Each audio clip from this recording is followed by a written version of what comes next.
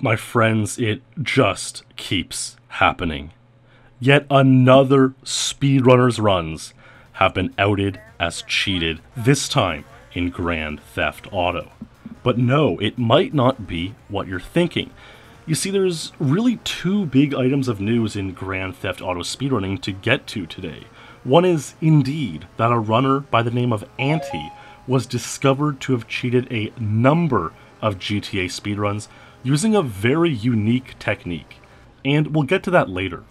But first, we need to share an update on the subject of my previous Grand Theft Auto video.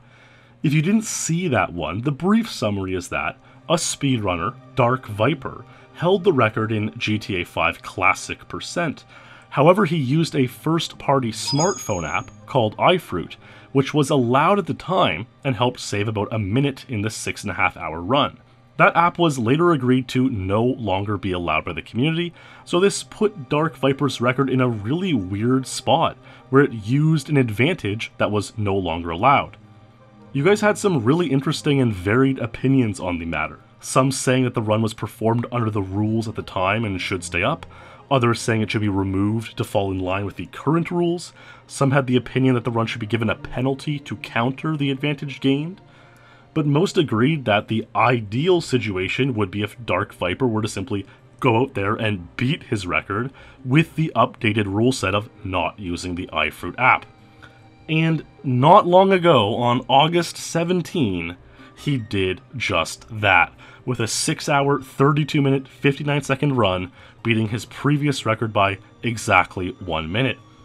So this really puts the entire iFruit discussion to bed. Definitely a big congratulations to him on a new record.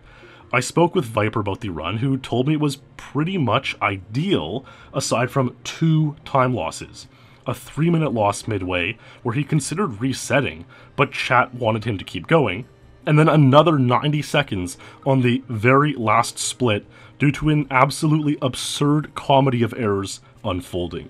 Viper was actually not too happy about the way the run ended, and is considering going for sub 630, so I definitely recommend checking out his channels if you want to see him pursue that goal.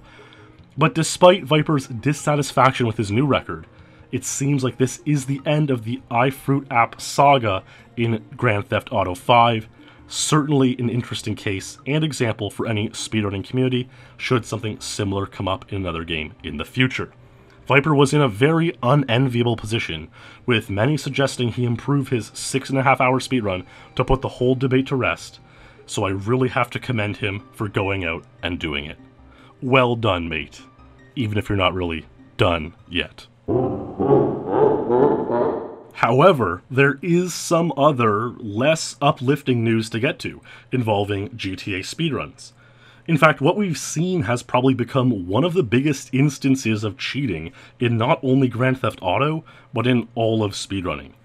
And it is one wild saga that twists and turns a number of times, with information coming out in an achronological order. So follow along, and here we go! So on August 8th, just 2 weeks ago, we saw news that this speedrunner, Anti, who was doing really well with his stream recently, shared a pastebin, I know, classic speedrunners on pastebin, explaining that a number of his speedruns were faked. We'll take a look at it in a moment, but this admission wasn't entirely due to his own volition. Suspicion had been mounting that some of his speedruns were indeed fake, so where did that suspicion come from? Back in June of this year, a GTA speedrunner, ROK24, made a video basically noting an anomaly in Anti's Vice City speedruns, where when Anti would accelerate on a certain motorcycle, you'd see smoke coming off his tires. This wouldn't happen for other runners. What this indicated is that the acceleration of the motorcycle that Anti was using was a higher speed than motorcycles others were jumping on, but it was the same motorcycle. So how'd this happen?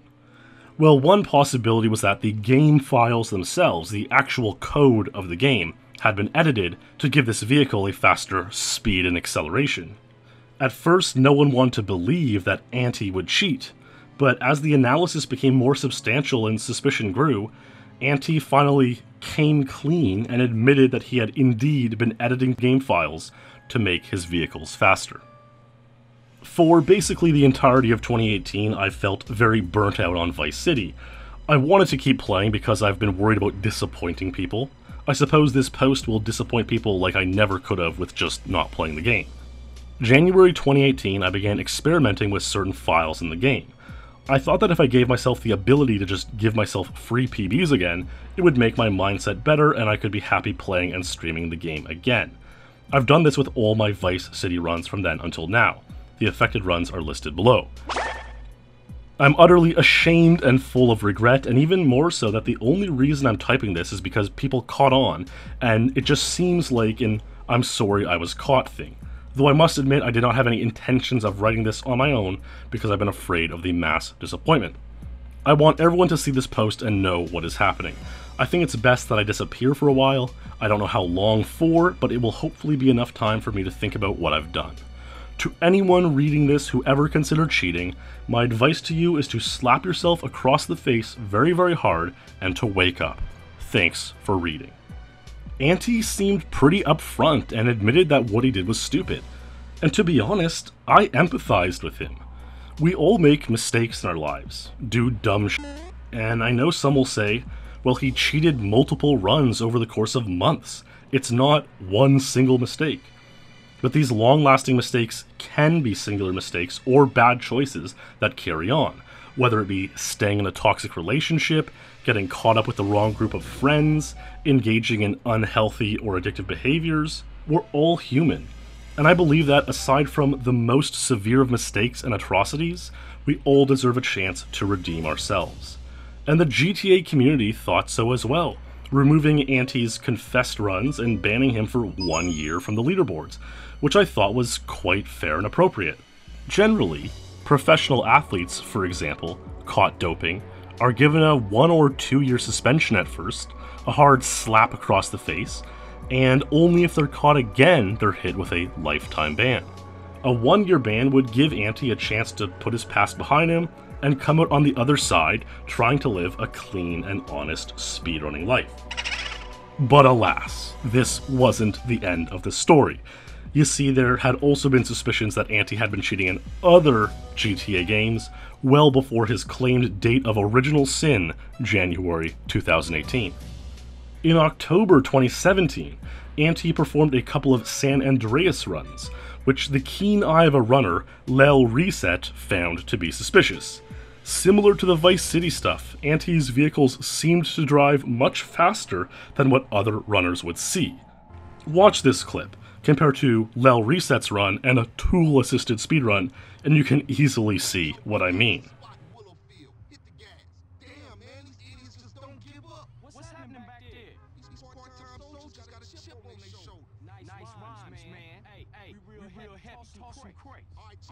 It was also noticed that in these runs, the rate of fire from Anti's weapons was faster too, so nothing really added up. Anti was able to explain this away by just supposing that San Andreas can be a glitchy game, there must have been something wrong with his hardware or software version or whatever. Anti willingly removed these questionable runs, and everyone just sort of bought the idea that there was some unexplained technical anomaly, a botched version of the game rather than intentional cheating. Among the fallout, I noticed this comment by KZFru, another GTA speedrunner in Discord. I mean, honestly, I never would have thought Anti would cheat, so I accepted the botch explanation without thought. Just a San Andreas will be San Andreas moment. And I find this interesting because KZFru has a popular video exposing another GTA speedrunner flying and his previous world record in San Andreas as cheated. So KZFru is the kind of guy who already has a skeptical mind and is cautious when accepting questionable speedrun claims. Yet, Anti was still able to explain away anomalies and enchant the community for so long that not even KZFru expected it. It was also revealed that Anti cheated in Grand Theft Auto 3 through the same technique. So now you had numerous records in numerous games revealed to have been cheated, and Anti's initial apology clearly was not forthcoming. Obviously, these new revelations blew up in the community, leading to hours of debate and emotional yelling in the GTA speedrunning Discord, perhaps best summarized by Anti writing, I've been doing this for so long, I don't even know which runs are cheated anymore. And as a consequence, even the most forgiving of people realized at this point that there was just no possible way any of Anti's runs could be trusted, leading to the removal of all of his speedruns from the leaderboards and being permanently banned from all Grand Theft Auto speedrunning. There are a ton of really detailed Reddit posts and pastebins and Google Docs explaining these runs and series of events far more in depth than I can, so I'll be sure to link those in the description if you want to dive even deeper down this rabbit hole of how Anti got away with cheating speedruns for over a year and fought off the cloud of suspicion on the basis of being a trusted and well-liked runner. It really is a shame because Anti had a chance to come clean, many times. His first pastebin on August 8th could have come clean with everything, and then his ban might have still only been 1 or 2 years. He could have come clean last year when suspicion first arose on his San Andreas runs, but he kept his secret for far too long. It's very easy from the outside to say that you shouldn't cheat, ever. But like I said earlier, we're all human. The more difficult thing to do is to learn from your mistakes and become better. One thing that I do think is worth considering is that in the case I mentioned in passing earlier, that of Flying's cheated runs, Flying was never banned from the game's leaderboards. His fake runs were removed, yes, but he was never banned or suspended, not even temporarily. So I can see how, when considering the precedent, Anti figured that even if his runs were discovered as cheated, he wouldn't likely be permabanned from the rankings. Many of you know I too, like Flying, am the benefactor of similarly lax enforcement in speedrunning, having spliced runs in the year 2007, but going largely unpunished. And I know I'm genuinely lucky to have been given a second chance at redemption. But part of the reason many cheaters cheated at one time or another was because they knew they wouldn't be punished. What I do know is that once the infamous case of Henning Blom came out, the most egregious case of cheating in GoldenEye history, where, like Anti, Henning denied his wrongdoing in the face of evidence for months, the community finally created zero-tolerance rules towards cheating and spliced runs. And in the 6 years since, we've only seen one other case of cheating. And I think this incident will serve similarly in the GTA community as a turning point where people now know their cheating will not go unpunished, which will serve to better their speed games. All throughout human history, people were able to get away with doing all sorts of bad activity. Until they weren't.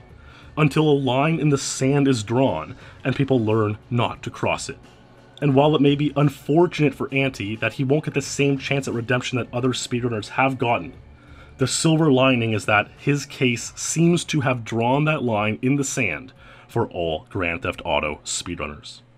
So there's the story of the speedrunner Anti, and perhaps the biggest case of cheating in speedrunning we've seen in recent times. So what do you think? Does Anti deserve a shot at redemption after a year or two in hopes he's learned from his sins? Or did he squander that opportunity through his extended denial and non-forthcomingness of his admission? And let's not forget the polar opposite case we opened this video with, DarkViper lowering his grueling 6.5-hour GTA 5 Classic % speedrun to quell all controversy surrounding the rule change regarding the iFruit companion app, and being an example as a good figure in the speedrunning community. So you know what, let's leave this video on that positive note. Congratulations again, DarkViper, and thank you for watching. Subscribe for more speedrunning stories, history, and commentary. Stay true, and I'll see you in the next stream or video.